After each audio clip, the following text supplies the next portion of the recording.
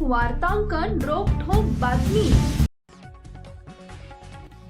सोलापूर जिल्हा परिषद व पंचायत समिती निवडणुकीच्या पार्श्वभूमीवर जिल्ह्यातील स्थानिक एसटी बस वाहतुकीवर मोठा परिणाम होणार आहे।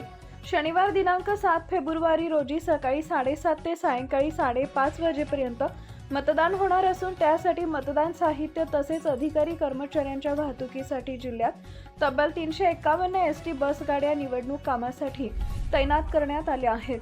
त्यामुळे शुक्रवार आणि शनिवार या 2 दिवसात जिल्ह्यातील बहुतांश स्थानिक मार्गांवरील एसटी बस सेवा बंद राहणार आहे। सोलापूर जिल्ह्यात एकूण 2758 मतदान केंद्र असून या सर्व ठिकाणी मतदान प्रक्रिया साहित्य वेळेत पोहोचवणे व कर्मचाऱ्यांची ने-आण करणे ही मोठी जबाबदारी असते। यासाठी महाराष्ट्र राज्य परिवहन महामंडळाच्या सोलापूर विभागातील तब्बल 525 साध्या बस गाड्यांपैकी 351 बस निवडणूक प्रक्रियेसाठी वापरण्यात येणार आहेत। परिणामी जिल्ह्यातील गाव पातळीवर तालुका स्तरावरील तसेच काही मध्यम पल्ल्याच्या मार्गावरील वाहतूक जवळपास ठप्प होणार आहे।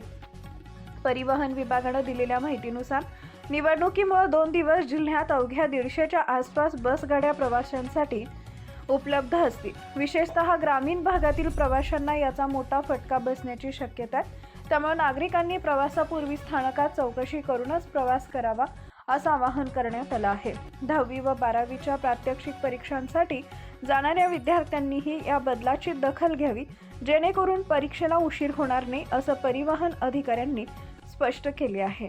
महाराष्ट्रातील महत्त्वाच्या आणि ताज्या बातम्या पाहण्यासाठी आमच्या जय हो न्यूज चॅनलला सबस्क्राइब करा आणि बेल आयकॉन प्रेस करा।